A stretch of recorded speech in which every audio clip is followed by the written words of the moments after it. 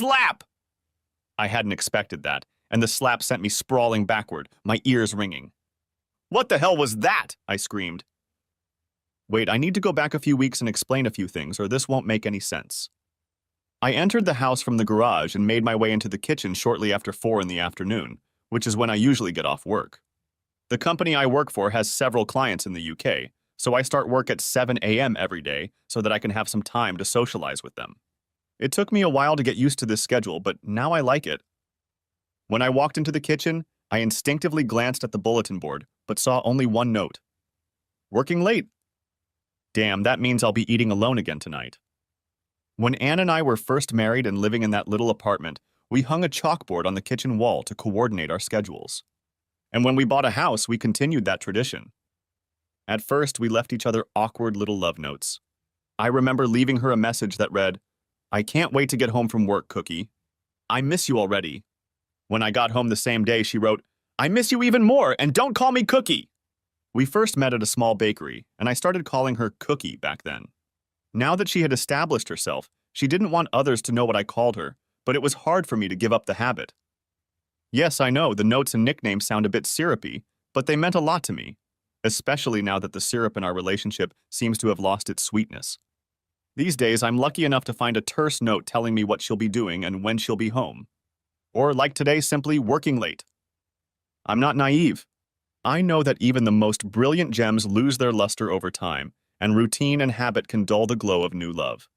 But for the past year, it seemed to me that more than just habit had changed our relationship. It wasn't just that we'd stopped leaving each other love notes. It had gotten to the point where we hardly spent any time together. My work schedule, of course, was part of the problem. On weekdays, I left for the office long before she got out of bed. But her job compounded the problem. You see, Anne is a realtor, and while her office has regular office hours, she is pretty much at the mercy of any seller or buyer. Want to make an offer on a house at 9 o'clock at night? Anne will come to you to help with the paperwork. Trying to sell your home? Anne will organize an open house that will keep her busy all afternoon on Saturday or Sunday. Basically, you get the idea. But that's not all. 2 years ago, Anne got it into her head that she was going to run for city council in our district. I tried my best to talk her out of it, but friends and associates kept encouraging her. I wasn't too worried at the time because our longtime council member had gotten 2/3 of the vote in the last election. But halfway through this campaign, his wife suffered a stroke, and he withdrew from the election to take care of her. Before I realized what was happening, my wife had taken her seat on the city council. This, of course, led to a whole new set of responsibilities. It wasn't just the monthly council meetings. Soon, Anne was meeting with constituents, serving on task forces, and doing all the things that elected officials do, for crying out loud. When I stood with her on the platform at the hotel on election night when she won re-election, I was proud of her and her success. When I saw how happy she was in her new responsibilities, I was happy for her. But as the weeks went by, our time together dwindled. When I tried to broach the subject, she became defensive, accusing me of jealousy and lack of support. All of this would have been bad enough, but over the past year I'd noticed a change in her attitude. It wasn't just that she'd grown colder toward me. Lately, when we spent time together, I'd felt a condescending attitude toward her, bordering on contempt. It wasn't anything overt, of course. It was just the way I felt. When I had some free time, I thought a lot about the situation. You won't be surprised to learn that it put me in a bad state of mind. I worried about the loss of time spent with her and resented the demands that had come between us. I still remember one evening when we were infatuated with each other. We had just retired to the bedroom when the phone rang. You guessed it. It was one of her real estate clients with an emergency she had to handle. Even today, that incident still haunts me. But to be honest, I also remember the time I had to cancel our weekend plans when one of my company's biggest clients had a network outage. Now I was sitting at the kitchen table trying to make sense of it all. Maybe I wasn't being fair to Anne. Maybe I'm just jealous because other people need so much of her time. But as a network engineer, I have developed the ability to identify problems from seemingly insignificant symptoms. My intuition told me that it wasn't just the factors I had considered so far. And it wasn't just our crazy schedules that made me so uncomfortable. I realized it was about her attitude toward me. When she first became a councilwoman, she had been so eager to tell me about everything that was going on in the council and the mayor's office. But now she didn't bring them up anymore. Maybe it was just that the new girl had gotten old, Or maybe she had decided that I just wasn't worth talking to. It was a possibility that kept me on my toes. Suddenly, I had a truly dark thought. What if she was having an affair? I immediately dismissed the abominable idea. My cookie would never cheat on me. But I couldn't get the thought out of my head because it seemed to answer many of the questions I had. What was she really doing all those nights she was working late? She could have been seeing clients, but she could also, I realized, have been seeing her lover. Why didn't she tell me where she was going anymore? Was it because she just didn't care, or because she didn't want me to know? Why was she so condescending to me when we were together? Did she despise me now that I was her unwilling cuckold? The longer I sat there thinking, the more I felt an angry suspicion come over me. I had to do something to stop this train of thought before I did something stupid and irreversible. So I got up from my desk and put on my old work clothes. Then I got out the lawnmower and started working on our lawn until it was too dark to see any further. The physical exercise helped a little. I still couldn't help but think about the situation, but I had calmed down enough to develop a plan of action. When problems start on the network, the first thing I do is run a series of tests to determine the cause. I need to do the same with my marriage. Run diagnostics and find out what went wrong. Over a dinner of leftovers, I pondered what diagnostic tools I could use. I was well aware of the many electronic marvels that could easily be used to spy on someone. But the more I thought about it, the more complicated the problem became. Sure, I could set up microphones and cameras around the house, but with Anne spending so little time at home, it was unlikely to do anything useful. I was concerned about the time she spent out of the house. I thought about putting a beacon on her car, but what good would that do? Between real estate shows and city council meetings, my wife was on the road most of the time. Parking at a hotel? She was constantly attending luncheons and holding meetings in hotel conference rooms. Miniature recording devices? Tried to tap every cell phone she used? It was nothing to be alarmed about. I knew the answer, but I didn't want to use it because I thought it would be expensive. But hiring a professional was clearly the right decision, so I sat down at the computer and typed detective agencies into the search engine. That didn't help. There were dozens of them. Some had ratings, but I'm pretty skeptical of online ratings and user recommendations. It's too easy to fabricate them. Does Craigslist have a section for detective agencies? Angie's List? Damn! Next in my search, I noticed an entry about a Channel 9 news story. Clicking on it, I discovered that a year ago they did a report on local detective agencies. Channel 9, huh? I went to high school with Amy Howard, the girl who is now the news director at that channel. We even dated in college. It was nothing serious, but we parted as friends. I called her. Hey, Amy, long time no see. Any chance of having a beer with me tonight after work? She was pleasantly surprised to hear me. I think I can make it out, Dave. It's a slow news day, so unless something special happens, I'll be there.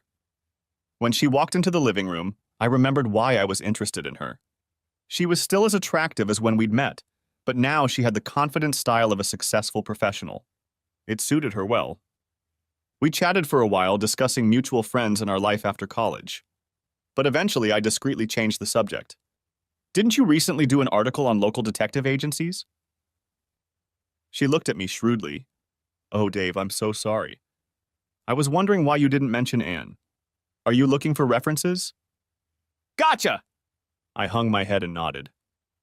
She paused to think. Given your wife's position in the city, I'd stay away from the big agencies. The fact that they have more employees only increases the likelihood of someone gossiping. Does that make sense? Definitely! And you probably don't want a one-man store because getting what you need in a timely manner can be a problem. It's difficult for the owner to do more than one or two things at the same time. I nodded. That made sense too. If you're looking for something in between, we've had good feedback about Masterson Agency. It's not the cheapest store in town, but the clients we talked to said they're thorough, professional, and get results in a reasonable amount of time. She paused. Dave, the private detective business is by its nature a bit scrappy, but you could do a lot worse than going to Masterson. It seemed good to me, and I thanked her.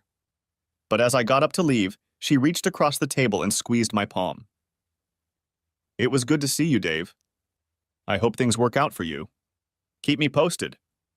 I promised her I'd do it. As I drove home, I thought about our conversation. Damn, how I wanted to keep my marital problems a secret. I hope Amy will be discreet. The next day, her recommendation still made sense to me, so I called the Masterson agency to make an appointment. As luck would have it, the woman I spoke to said I could meet with Mr. Masterson himself if I showed up first thing in the morning. I'll be there, I promised. Fortunately, Anne got home on time that evening, and we had dinner together for the first time in days. Given what I was about to do, I was nervous about having to make conversation with her. But I needn't have worried. She spent the entire evening ranting about the arrogance of some businessman who was thinking of running against her in the next election. I didn't have to say much or play much. The next morning, I got up early and skipped breakfast so I wouldn't be late for my appointment. After leaving a note for Anne on the bulletin board, I got in my car and drove downtown. To my surprise, the traffic was free and I arrived earlier than I expected. I checked the Masterson agency's address again and realized it was near my favorite coffee shop, Stranger Brew. When this establishment opened 10 years ago, there was a lot of talk about the name and what it meant. Some thought it reflected a unique blend of house beers. Others swore the new owner was a former hippie with a sense of humor. But Anne checked the records at City Hall and found that the owner's name is Joe Stranger. Anyway, Stranger Brew, as I understand it, had every advantage over the big coffeehouse chains. Apparently, I wasn't the only one who liked the place. Even at such an early hour, I was lucky enough to find an empty seat when I got there. As I sat there, sipping my coffee and eating my breakfast sandwich, more and more customers came in. Suddenly, there was a commotion at the table next to me, and I looked up to see a large, red-faced man yelling at a young Latina woman sitting alone. "You're not done yet? What gives you the right to take a table when other people want to sit down?" The young woman sat silent, clearly stunned by the man's sudden outburst. This seemed to enrage her accuser even more. "You're a goddamn Mexican, aren't you? I bet you're a goddamn wetback. First you come and take our jobs away from us, and now you're taking a table in my cafe. Why don't you swim home across the Rio Grande where you belong?" He reached out and slid his hand across the table, spilling coffee all over the floor. Before I knew it, I was between the women's table and the men's table. "Why don't you leave her alone? She was here before you and she has every right to this table. You should buy her another cup of coffee and apologize for insulting her." The man's face grew even redder and I tensed, expecting him to lash out at me. But his gaze suddenly shifted to something behind me, and when I turned around, I saw the owner standing there. The stranger wasn't a big guy, but he had a sawed-off pool cue in his hands. "You," he bellowed at my antagonist, "get out of my store and don't come back. You have no right to bully one of my customers, and I sure as hell don't want your business." I thought the man might decide to pick a fight after all, but he looked at Joe's pool cue, then at me, and finally decided not to risk it. "Okay," he called out as he walked out of the coffee shop. "I'm glad to leave. This place sucks anyway." When the noise subsided, I turned to the shocked woman. "I'm so sorry about this, miss. Can I get you another cup?" The woman looked at me shyly. "You don't know me. Why did you do that?" I shrugged. "I don't know. I guess I hate bullies and bigots." She smiled and held out her hand. "I am Maria Elena Alvarez, and I am very grateful for what you have done.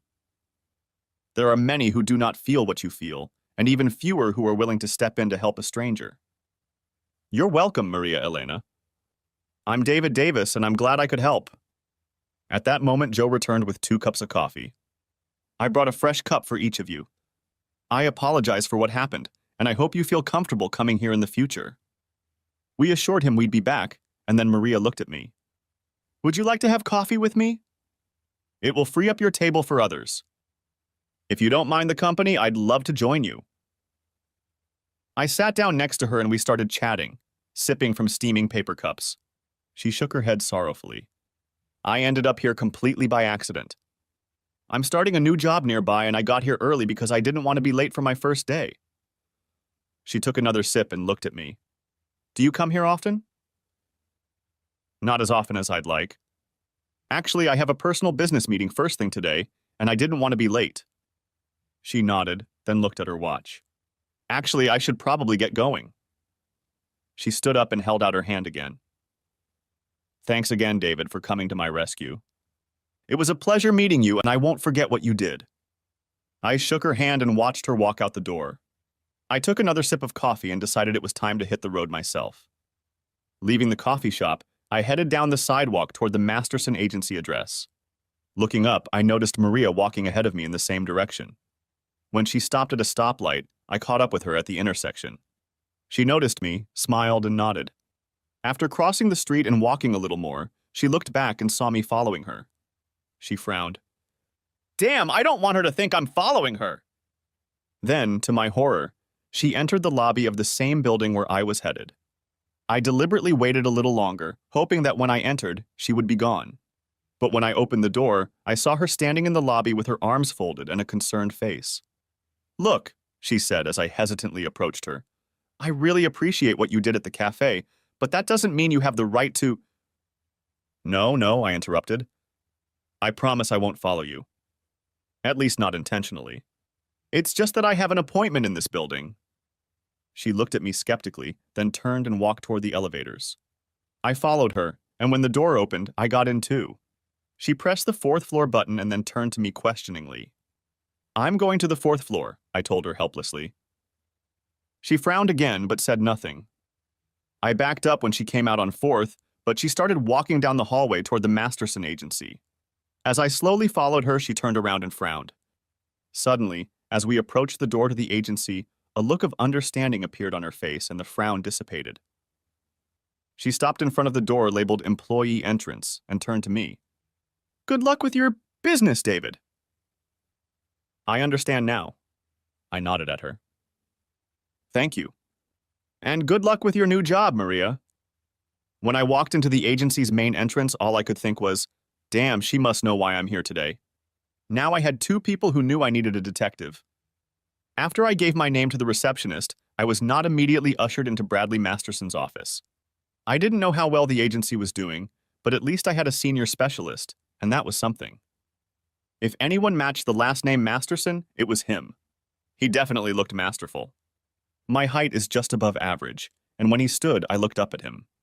Not only that, but he was built like a midfielder. I felt a little intimidated. As soon as we shook hands and I began to explain why I had come to see him, he quickly put me at ease with his professionalism. He skillfully guided me through a series of questions about my wife, my suspicions, her habits, and a number of other factors I might not have thought of. This guy really knows his stuff. After half an hour of discussion, he leaned back in his chair. The fact that your wife is a member of the council actually makes the job a little easier. She's used to being in public and having strangers around her. Surveillance shouldn't be a problem. A warning bell rang in my mind. Your men must be careful. If it becomes known that I'm following her, it could cause a major political scandal. He smiled like a used car salesman. Mr. Davis, we pride ourselves on our discretion and professionalism.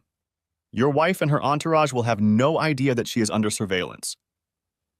I still wasn't convinced. So what methods will you use? Audio, video, GPS tracking? He leaned forward, crossed his arms, and gave me a piercing stare. I won't answer your question because I don't want you looking for watchers or devices. I've had clients who lost weeks of work when they accidentally alerted their spouse. Then he frowned. Also, I don't want you trying to conduct surveillance on your own. For the next 2 weeks, you are to stick to your normal routine and behave perfectly normally in the presence of your wife. We're professionals, we don't need help, and we sure as hell don't need amateurs getting in the way. Do I make myself clear? I leaned back in my chair. Absolutely. And then the other thing he said hit me. You said 2 weeks. Do you think you can get what you need in just 2 weeks? He relaxed and gave me another of his smiles. You told me that you've really noticed a change in your wife's behavior over the past 6 months. That leads me to believe that if she is indeed having an affair, it is in its hottest phase. She wants to see him, or her. I hadn't thought of that possibility. As often as she can. At the same time, she's already convinced she's getting away with it. I really expect that we will be able to give you a definitive answer a week from this Friday. At the very least, we will be able to let you know of any suggestive behavior that requires further investigation. I couldn't help but be impressed. This man not only had the necessary skills for the job, but also had a pretty good grasp of human nature.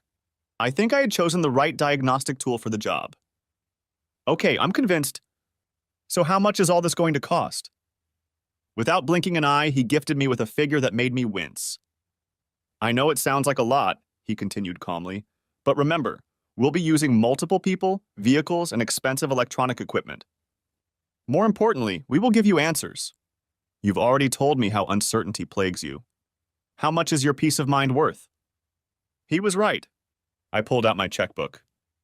For the next 2 weeks, I felt very uncomfortable. I had never paid attention to myself, so I didn't know what my norm was. Do I look suspicious? Am I showing too much interest in my wife? Am I asking too many questions or not enough? But it soon became obvious that it didn't matter how I acted around her. Anne treated me with the same indifference she had shown for months. When I tried to ask her about her job, she acted as if she were doing me a favor by answering. It was also obvious that she thought I wouldn't understand her work on the board anyway. I felt more like an irritant than her husband. The following weekend, trying to show interest, I suggested we go out tonight. I needn't have bothered. She immediately brushed it off. I have open houses on Saturday and Sunday, and you know how they always exhaust me. Damn. We may have lived in the same house, but we were more like neighbors than husband and wife. I was tormented by memories of what our life together had been like. We had so much in common, so many common interests and favorite activities. I remember sitting together and talking for hours about our dreams and how we could fulfill them. Most painful was the memory of how passionately we loved each other. We would pass each other in the hallway and the next moment find ourselves in bed in each other's arms, desperate to quench our desire. Where did all that love and passion go? Ironically, the closer we got to our dreams, the more we drifted apart. I realized that I was passionate about my career not only because of the financial rewards, but also because I found my work intellectually stimulating. Again, I wondered, had I played a role in pushing Anne away? But if I did, I felt Anne was just as much to blame.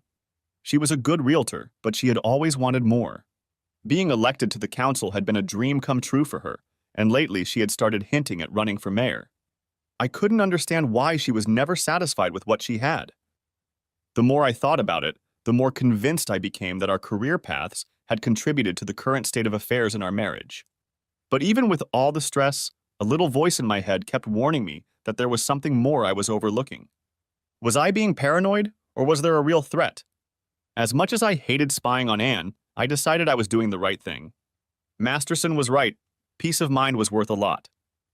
All in all, these 2 weeks I felt like a patient scheduled for exploratory surgery. I was scared to death of what would be discovered, but I couldn't wait for it to be over. Before the meeting, I stopped by Stranger Brew for my favorite coffee. A prisoner's last meal. Sitting there, I looked around, wanting to see if Maria Elena was there, but she wasn't. Thankfully, the bigot I'd run into didn't show up either. Finally, it was time. I walked the 3 blocks to Masterson's agency like a condemned man walking the Green Mile. While I was giving my name to the receptionist, Masterson startled me by coming out and walking me back to his office. Uh-oh. This can't be good news.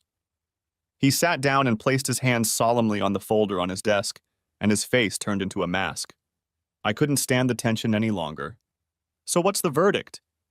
What did you find? Instead of answering, he slid the folder toward me. I think it's best if you see for yourself, he muttered, and my heart fluttered in my chest. Shit, shit, shit! I hesitantly opened the folder and picked up the first photograph. It showed my wife standing outside a house I had never seen, holding the door open for a young couple. In the corner of the photo, I could see a barely visible "for sale" sign. I quickly picked up the next picture. It was obviously taken from the visitors' gallery and showed Anne sitting in her seat in the council chamber. Below it was a picture of her talking with Mayor Dalloway in the hallway of City Hall. After that was a picture of Anne walking through the door of her real estate agency. Confused, I hastily flipped through the rest of the photos in the folder. Each of them looked perfectly harmless, exactly as I'd expected my wife to look. When I looked at Masterson in confusion, his grim face was replaced by a wide grin. Mr. Davis, I'm happy to report that your wife is not cheating on you. Not only has she not gone sneaking off to a lover, but she has observed absolutely no behavior that we would consider even remotely suspicious. He leaned back in his chair and put his hands behind his head in a pose of relaxation. Your wife, Mr. Davis, is multifaceted. She's a dedicated elected official, she's a busy and successful realtor, she's a driven woman. But I can assure you without reservation that she is not an unfaithful wife. Then his face took on a more serious expression. I know you had questions about her, and I suspect the last 2 weeks have been very difficult for you. But now you can put all those doubts and fears out of your mind and focus on enjoying your marriage. He gave a friendly smile. Most of the time, my job is to give husbands or wives terrible news about their spouse. I really like it when I get to break some good news for a change. He stood up to shake my hand. You're a lucky man, Mr. Davis. I was thrilled. The doctor had just told me that that spot on the X-ray was nothing. Relief came over me like cool water on a hot day. I shook his hand again, struggling to find the words to express my gratitude. The big man smiled and reached into his desk drawer to pull out an envelope. Here's the rest of the bill for our work. I hope you will feel that the money was not wasted. If you pay the receptionist on your way out, it will save us from having to send the bill home to you. I don't think you'd want us to do that, he laughed. I don't want to use all those hackneyed cliches about walking on air. Suffice it to say that I left Masterson's office in a happier mood than I had been in a long, long time. At first, I simply enjoyed the relief, but soon a new thought struck me. I need to get to work on rebuilding my marriage immediately. I need to show Anne how much I love her. I need to stop taking her for granted. By the time I got back to the office, I had a whole list of things I wanted to do. Luckily, there was nothing on Anne's schedule for the weekend, so I was free to have a blast. I started taking notes. Friday night. Flowers, takeout from that little Mediterranean restaurant Anne loves, bubble bath, new sheets on the bed. I'm going to make tonight all about her. Saturday. Breakfast in bed, a trip to the spa, more flowers, reservations at the best restaurant in town, a full-body oil massage, and then the sex we had when we were first married. I smiled happily. This is going to be good. As I expected, Anne didn't get home until 7 o'clock from the zoning committee meeting. Staggering, she walked into the living room and sank down on the couch. I'm tired, she moaned. I don't know if I can cook tonight. Suddenly, her head came up. What is that delightful smell? Then she looked around and noticed a flower arrangement in a vase on the coffee table. Where did those flowers come from? I walked over to the couch and knelt down beside her, smiling broadly. These beautiful flowers are for my beautiful wife, and what you're feeling is dinner already prepared and waiting. She looked at me in amazement and then grabbed the vase. These are beautiful, she exclaimed. Let's take them to the dining room so I can enjoy them at dinner. I hurried into the kitchen to prepare her plate, and by the time she took her seat, everything was ready. Then I slipped a clean towel over my arm and showed her the bottle of her favorite wine I had chilled in the refrigerator. Would you care for a glass, my lady? She nodded gratefully, and when our glasses were filled, we began to eat. After a few minutes, she set her fork aside. This is wonderful. You haven't done anything like this in a long time. To what do I owe such luxurious treatment? Then her face darkened. Have you done something you feel guilty about? I knew this question would follow. Yes, I said boldly. I've neglected you for far too long. You've been working like a Trojan, doing the equivalent of 2 full-time jobs, and I've been so consumed with my work that I haven't taken the time to appreciate you. I'm lucky to have you as my wife, and I'm going to make sure you know that I feel that way. She sat like that for a moment, and then her face spread into a smile. We really did neglect each other, didn't we? Then she lowered her eyes and gestured toward the table. Is there anything else? Sure, I said enthusiastically. After dinner, I'll run you a bubble bath and you can soak as long as you want to relieve all the pain. Then I'll tuck you into bed so you'll get a good night's sleep. I grinned. You're going to need it because I have more planned for tomorrow. I haven't seen a smile like that from her in a long time. Later, when she climbed under the covers after her bath, she stared at me in surprise. Is that new bedding? She inquired, running her fingers over the pillow cover. The finest cotton with the highest thread count I could find, I smugly answered her. Now lie back and enjoy happy dreams. She gave me another grateful smile and closed her eyes as I turned out the light and closed the bedroom door. When I went to see her a couple hours later, she didn't even move. The next morning, she was still asleep when I walked in with a tray laden with eggs Benedict, hash brown potatoes, and mimosas. Don't be long, I warned her. You have a spa appointment at 10 o'clock. She shook her head in surprise. You spoil me, you know. I hope you do. You deserve it. Oh, and after you're done at the spa, why don't you run over to the mall and see if there's anything you'd like to wear to Il Fiorentino tonight? She glowered as I came down the stairs. Dinner that night was special. Anne had indeed found a new dress, and when I saw it, I knew I would be lucky to have one. When the waiter brought the bottle of Prosecco I had ordered, I raised my glass in a toast. To the beautiful woman who has made me the luckiest man in the world. She took a sip, then tilted her head questioningly. Are you sure you're not guilty of anything, Dave? You don't have a mistress somewhere, do you? I got a twitch because I suspected her of that. Absolutely not, Cookie. First of all, I take my wedding vows very, very seriously. And second, I could never find anyone I'm more attracted to than you. I took another sip of wine. And I know you'd never do that to me either. Never, she said, and raised her glass to drink to me in return. Our dinner was excellent, but we skipped dessert so we wouldn't get too full. We finished the second bottle of wine, and both of us giggled lightly as we walked up the stairs hand in hand. When we reached the bedroom, she turned to me and inarticulately asked, So what's next, my dear husband? And then we had the best night ever. We had a great time. We both slept in so late that we skipped breakfast and went out for brunch. I intentionally didn't plan anything special for Sunday because I wanted us to have a normal day. After brunch, we came home and did the usual weekend activities. Anne went to the grocery store to restock the refrigerator, and I mowed the lawn. After lunch, I sat down at the computer to check email, and Anne went to show the house to a potential buyer who called about one of her listings. It all seemed normal and happy, the way our life together had been. As I drove to work Monday morning, I was in a great mood. The Care for Your Wife project was going great. I felt closer to Anne than I had in months, and I was sure she felt the same way. I even left a special note on our bulletin board. Cookies are delicious, cookies are sweet. Cookies, you make my life complete. Pretty corny, I know, but I really felt it at that moment. Work was going smoothly, and I made sure to leave in time to be able to greet Anne. When I heard the garage door open, I stood in anticipation and smiled as she came toward me. Slap! She slapped me across the face with all her might, causing me to flinch backwards and my ears to ring.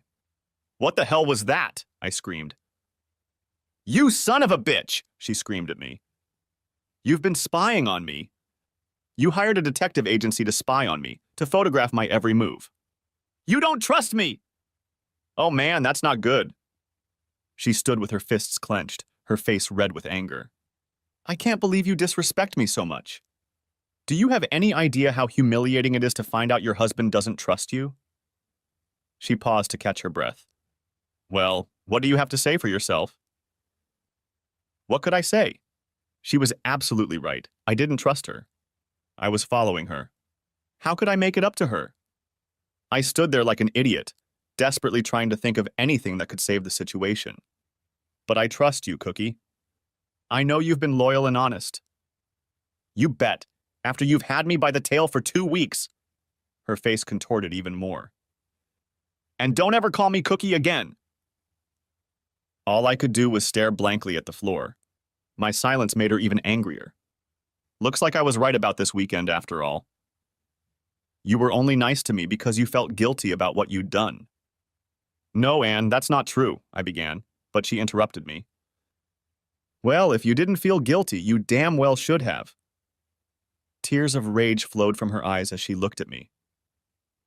I've never been treated so horribly in my life. And to have it done by my own husband. She spun in place and headed for the stairs. I can't even look at you right now. With those words, she stomps up the stairs, and I hear our bedroom door slam shut. I sank down onto the couch, resting my head on my hands. It's awful, the worst. What could I say? What could I do to make it up to her? I stood up and started pacing around the room, my thoughts going in circles as well. I don't think flowers or candy will help. Right now, I feel like there is no gift I can give her at any cost to get her back. Price? Oh hell, what if she finds out how much money I paid Masterson? Then she's gonna freak out. My jaw started to hurt, so I went into the kitchen and put ice in a plastic bag on it. I deserved it. Hell, I deserved much worse. Then I had an even worse thought. What if she wanted a divorce? I really couldn't blame her.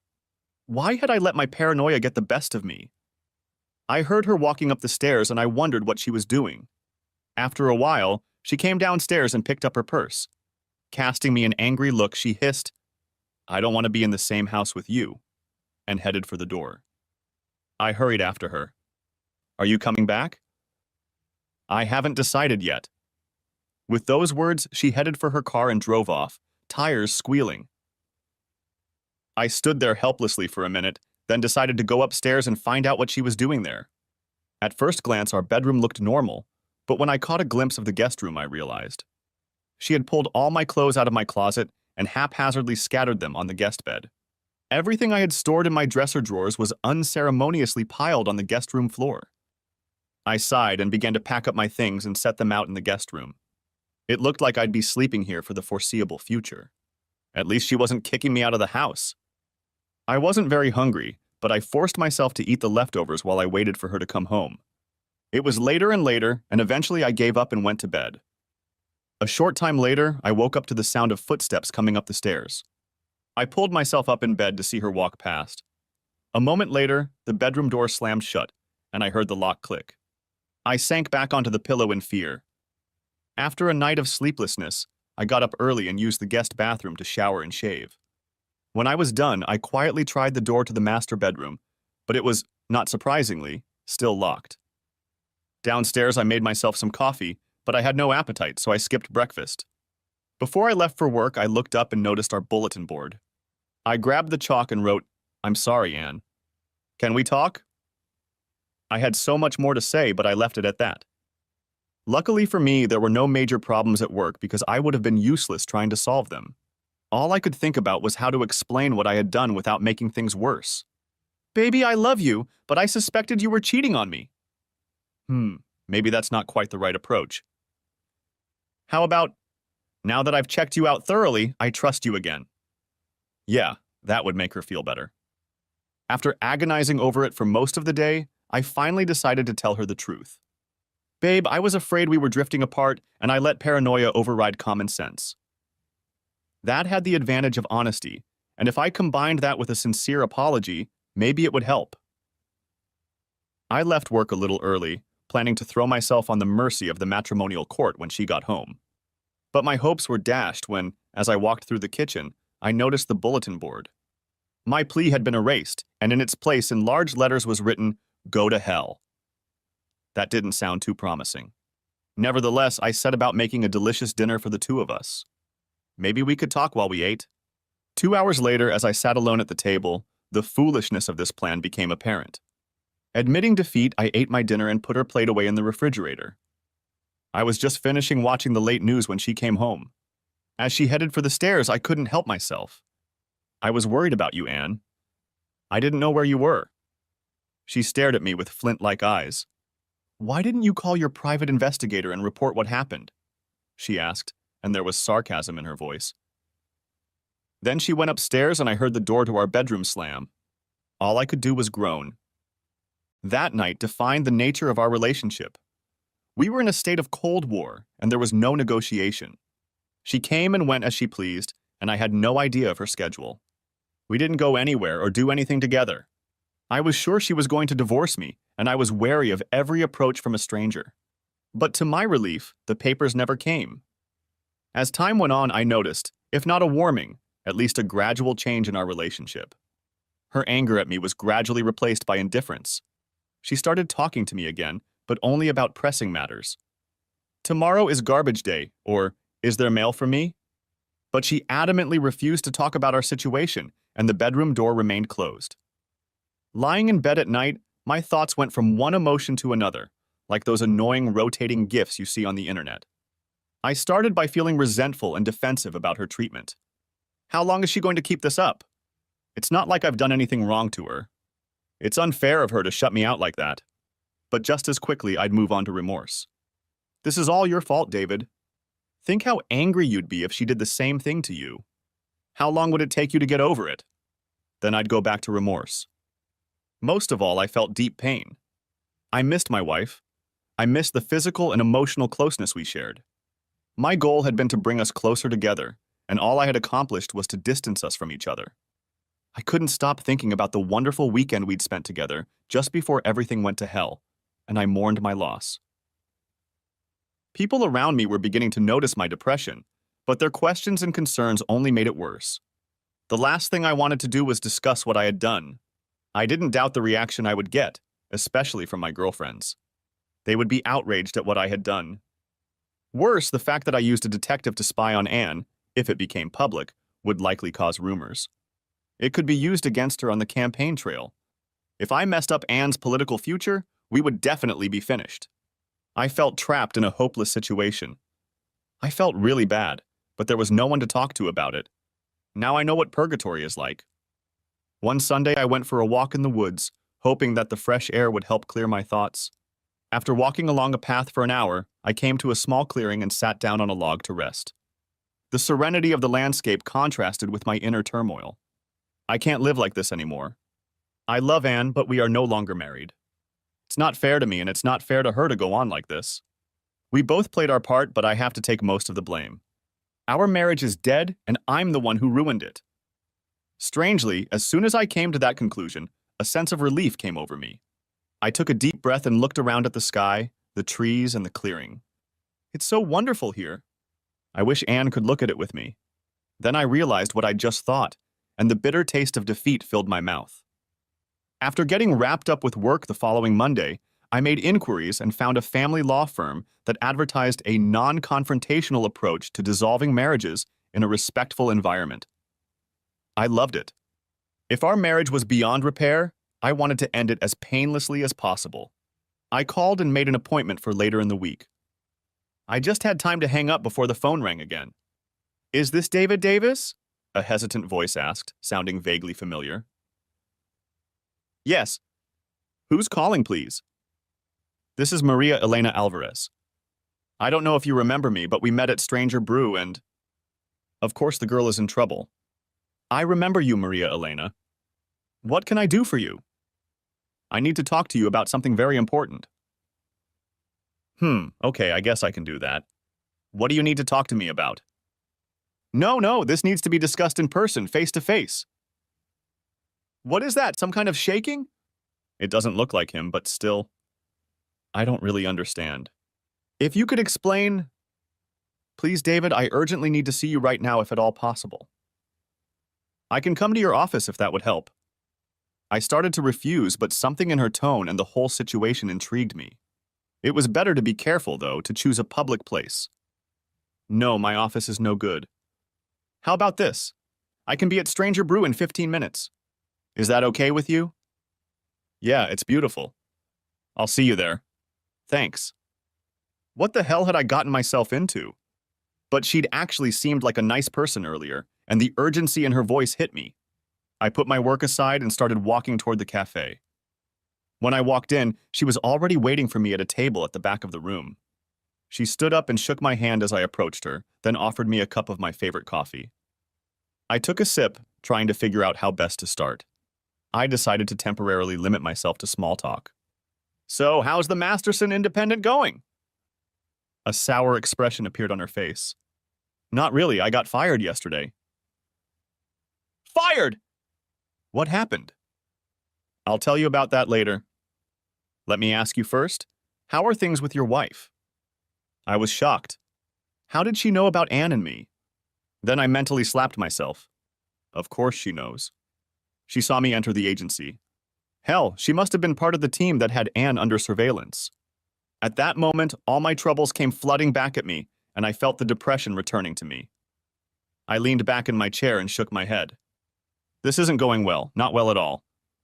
Somehow Anne found out I was following her and blew up. And then, to my surprise, all my pain and sadness came pouring out, and I told this almost stranger the story I had kept to myself for so long. She watched me expressionlessly as I recounted my grief. When I finally finished, she tilted her head to one side and asked, "When you met with Mr. Masterson, did he show you the surveillance photos?" "Yes, of course." "Why?" "What did the pictures show?" I was confused. They were just pictures of Anne going about her normal business, meeting home buyers, going to council meetings, working in her office. Everything was perfectly normal, perfectly innocent. Why? She leaned toward me with a strained expression on her face. David, yesterday morning at the agency, I needed to make copies of some documents. When I went to the copy machine, I found your file folder there. She blushed slightly. I shouldn't have touched it, but I remembered how kind you were to me and I got curious, so I looked inside. I saw the pictures you just described, David, but there were other pictures that Masterson must not have given you. David, I saw some pictures of your wife in the arms of another man. They were pictures of them having sex. What? That's impossible, Masterson assured me. That's not all, David. The photos had different dates and times on them. This wasn't a one-off mistake. Your wife is having an affair with this man. I couldn't believe it. You must have made a mistake. It couldn't have been Anne. Why would Masterson lie to me? I don't know, David, but when he caught me with your file, he went ballistic and fired me on the spot. Why did he react that way if he had nothing to hide? Do you have copies of the photos? I need to see them for myself. No, I'm sorry. I didn't have time to make copies. I looked at her carefully. Are you sure you're not making all this up to get back at Masterson for firing you? I immediately saw the resentment in her eyes. Of course I'm mad at Masterson, but I would never use you to get revenge. You were so kind to me, sticking up for me even though you didn't know me. I could never repay your kindness in such an evil way. There were tears in her eyes. Maybe she's a great actress, but I immediately dismissed the thought. She's not lying to me. However, I still had a hard time understanding the meaning behind her words. Okay, so who was that other man in the picture? She shook her head. I don't know. I didn't recognize him. I started to say something else, but she reached across the table and squeezed my hand. David, there's a lot I don't understand, but I think I know a possible reason why Masterson lied to you. Your wife is a person of some influence in this town. I believe Masterson is blackmailing your wife. That stopped me. There were plenty of other people in town who would be happy to use the scandal to oust Anne in the next election. As ambitious as she was, she would do almost anything to avoid such an embarrassing exposure. Without thinking, I rubbed my jaw where Anne had slapped me. Had she been lying to me all this time? Had she treated me like dirt and then laughed about it with her lover? The more I thought about it, the angrier I got. I stood up, walked outside, and started down the sidewalk. Marie Elena rushed after me and grabbed my arm. David, where are you going? I'm going to head over to Masterson's right now and find out what's really going on. Wait a minute, David. Stop and think about it. If I'm right, Masterson will only lie to you because it's the only way he can maintain his influence over your wife. Besides, he's probably already removed those photos from your file and hidden them away. You won't get anything out of him. She saw my hesitation and hurried to continue. And the same thing will happen if you confront Anne. Do you really think she'll admit to anything? She pulled me toward a bench on the sidewalk. If you tell them what I told you, they'll both say I'm just a disgruntled employee. It'll be my word against their word. She looked me seriously in the eye. David, I swear to you that I'm telling the truth. I hope you believe it. I watched her face and tested my instincts. She's not lying, she's trying to repay whoever helped her. I believe you, Maria Elena. I saw relief mixed with gratitude on her face, but then she turned serious. There's something else, David. There's a reason I wanted to see you right now. I learned something else important yesterday. I saw Masterson's calendar. He has a meeting with your wife in half an hour. If you're willing to watch for a while, maybe we can find out what he's up to. Yes, of course. Do you know where they meet? I wrote it down. She handed me a piece of paper with a suburban address on it. 2232 Magnolia Lane. Why there? I growled, more to myself than to her.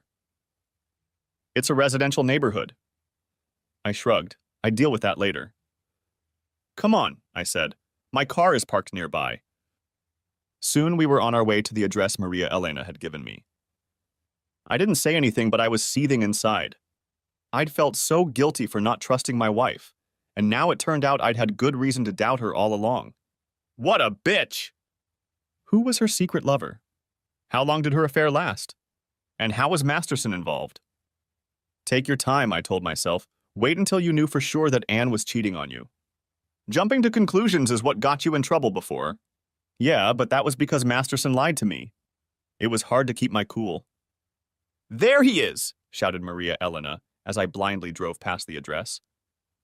I drove another block, turned around, and came back to park on the street 2 houses down. Damn, this is a really nice neighborhood. Whose house is this? I asked, addressing mostly myself. Then, as we pulled up to the house, I saw something I had missed earlier. A for sale sign from my wife's real estate broker. Suddenly, it all made sense. That's why they're meeting here. This house is vacant, I told Maria Elena in a quiet but insistent tone. The owners have moved out, and she's been trying to sell it for months. We stayed behind the large hedge surrounding the property and headed for the driveway. There were 2 cars parked there, but I didn't recognize either of them. You stay here. I'll look around and see if I can spot them, I whispered. I'm coming too, she replied furiously, and I shrugged. Together, we walked slowly toward the house, keeping in the shade of the hedge. We heard noises coming from the back of the house, and as we crept toward it, we noticed French doors opening into a room that must have been a den. We peeked inside and my adrenaline started to build up. Anne, dressed in lingerie I'd never seen before, was sprawled out on the couch talking to someone we couldn't see from around the corner. I gritted my teeth. She's getting herself worked up. Suddenly, a figure came into view, and all I could do was keep quiet. Bradley Masterson walked into the room, nothing but a smile on his face. Afterward, I saw them having fun. I grabbed Maria Elena by the arm and indicated for her to walk back outside. I had never been so angry in my life. That bitch! I hissed once we were out of earshot. If he's blackmailing her, she sure as hell doesn't look like she's going to resent it much. Should we take pictures? She asked. I thought for a moment, then smiled. Oh yeah, we'll take lots of pictures. And maybe get others involved. I hurried over to Anne's for sale sign, pulled it out of the ground and tossed it behind a hedge where it wasn't as easy to spot. Then I pulled out my cell phone and dialed 911. I want to report a residential break-in. I was walking around the neighborhood and saw 2 people breaking down the door at 2232 Magnolia Lane. That's right, they're probably burglarizing there right now. If you hurry, you can catch them before they get away. I hung up without giving my name, and Maria Elena stared at me in confusion. But I ignored her and called my friend at Channel 9. Hey, Amy, are you still covering this series of home burglaries? I've got a hot tip for you. There's been a burglary at 2232 Magnolia Lane. Police have been notified and are on the scene. If you get here fast enough, you can stalk the competition and get some great footage. That's right, 2232 Magnolia Lane. No problem, I owe you one. What have you done? My companion asked, but I waved her question away. Let's go back and get those pictures. When we got back to the French doors, we saw another man. Maria Elena tugged my arm sharply. That was the man in the pictures, she whispered. Do you know who he is? I nodded angrily. Oh yes, I know him. Anne introduced me to him at one of her political receptions. It's none other than Harold Hartfield, head of the zoning commission in our fair city. Suddenly, Maria pulled me away from the door and pointed to the end of the driveway where the patrol car had just stopped. We rushed toward them together. We just saw them, officers, I gasped. They're still inside. If you hurry, you can catch them. The senior patrolman looked at his partner. There are 2 cars parked in the driveway and I don't see any signs of forced entry. He then looked at me suspiciously. Are you sure a crime is being committed? At that moment, a Channel 9 news van stopped squealing outside, and a reporter and cameraman jumped out to us. What's the story? Are we going to be able to get any action? The first policeman started to speak when we heard him. A loud female scream that seemed to shake at the top. Oh my God, shouted I. He's killing her!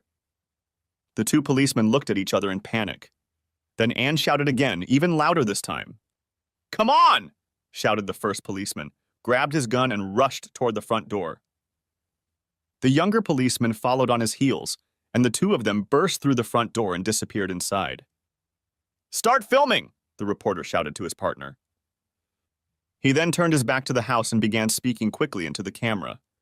Behind me is a house at 2232 Magnolia Lane where police are investigating a suspected breaking and entering.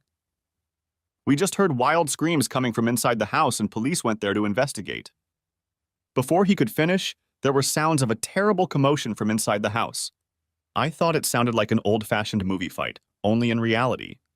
People were screaming, and there was the sound of breaking furniture and glassware.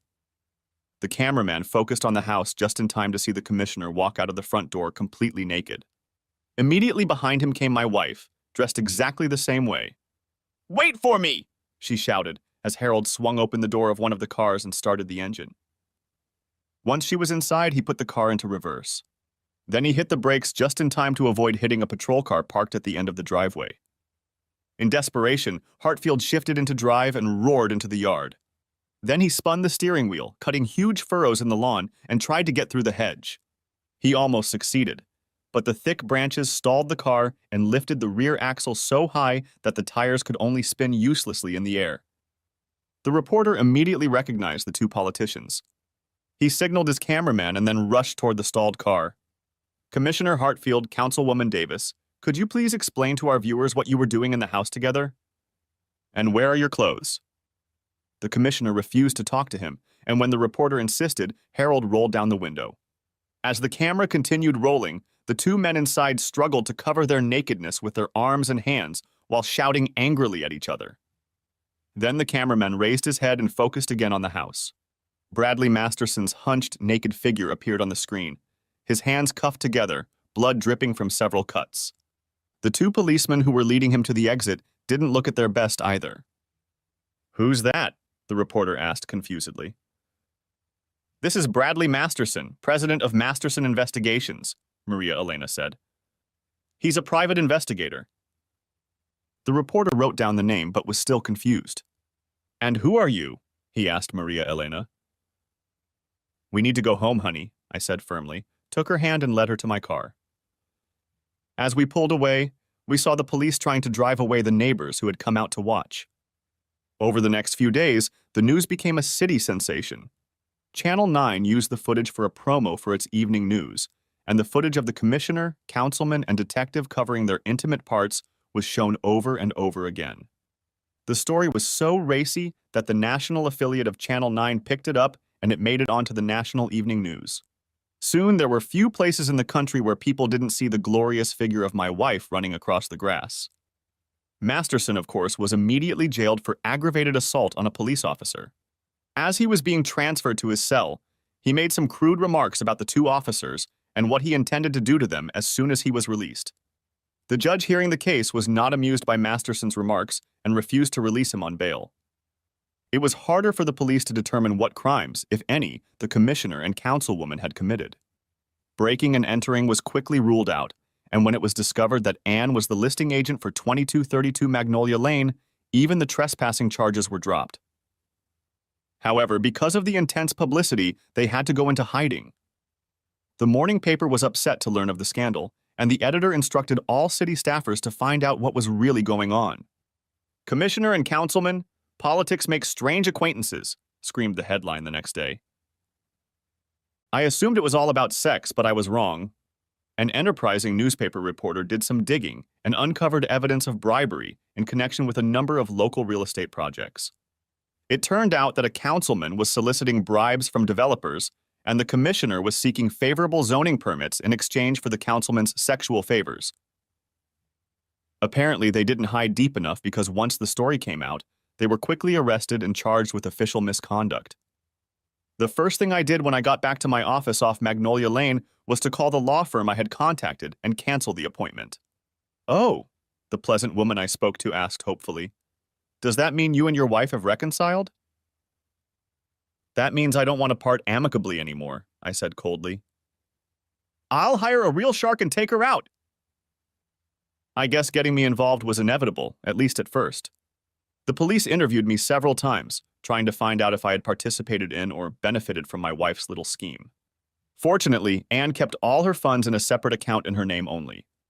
And when I told the lieutenant how I'd hired Masterson to investigate my wife, he only shook his head sympathetically. My friends and colleagues sympathized with me too, but none of them could think of anything to say to me. "We all loved Anne and are sorry she turned out to be a corrupt politician and a cheating whore," was somehow not quite right. Neither was, Sorry you turned out to be a cuckold. Most of them ended up avoiding me, and I couldn't blame them for that. I hired a real shark of a lawyer to handle the divorce case, although it turned out to be unnecessary. Given Anne's public infidelities and the likelihood of jail time, divorce was not an issue. But my lawyer made sure that Anne got the worst part of the financial settlement. I thought I was done with her, but to my surprise, I had another meeting with my soon-to-be ex-wife. Anne's lawyer called me. She wanted me to be a witness in Anne's defense. I laughed out loud at the thought, but stopped laughing when the lawyer said she was going to subpoena me if I didn't cooperate. The thought of being dragged back into a showdown with Anne was hardly appealing, and I considered backing out anyway. But then her lawyer mentioned that he wanted to interview me before the trial, and Anne would be present. After a brief thought, I decided to agree if Anne would answer a few questions for me. I was glad when she agreed. Maybe now I would finally get some answers. When I entered the conference room of the attorney's office, Anne was there with her. She was wearing one of her power suits that she liked to wear to council meetings when she knew the TV cameras would be there. I had to admit she still looked good. But when I looked at her face, I realized that the stress was taking its toll. Mr.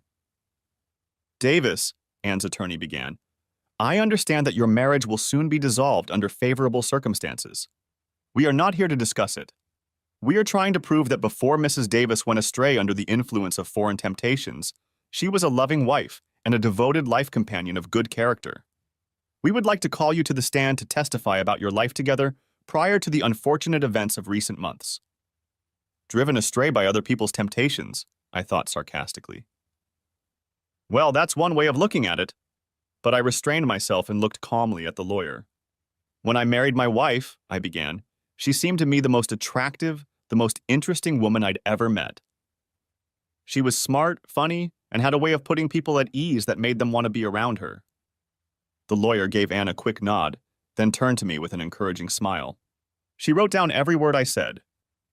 For the first 6 years of our marriage, Anne and I had the same goals and dreams, and I felt we were on the path to achieving them. The lawyer interrupted me. You mean the first 8 years, don't you, Mr. Davis? I believe you've been married for 8 years. I ignored her and continued. But ever since she was elected to the city council, my wife has changed. She has become an ambitious, manipulative person, concerned only with herself and her own goals. She increasingly neglected me and our marriage in pursuit of her own advancement. It was the growing indifference and contempt she showed me that eventually drove me to hire a private investigator. No, Mr. Davis, that's not what we want. You need to... Never mind, Virginia, interrupted Anne.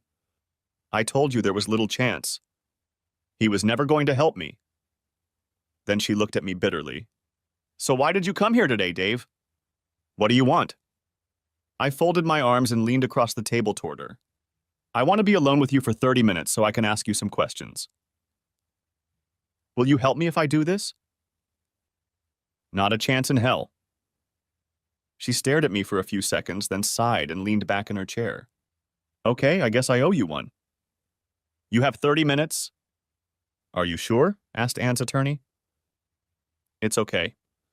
He won't hurt me. Shaking her head, the lawyer left the room, closing the conference room door behind her. Anne turned to me again. Okay, Dave, what do you want to ask me? I had so many questions, but I decided to start with the most basic. Why, Anne? Why did you do it? Suddenly, she straightened up sharply, and her eyes flashed fire. This is all your fault, you know. I wouldn't be in this mess if you hadn't hired that detective to watch me. I was stunned. My fault? How can this be my fault? It's you. But she was so angry she didn't even hear me. Everything was going so smoothly until that bastard showed up at my office with those pictures of Harold and me. And you were the one who set him on me. I was so mad at you when I found out about it.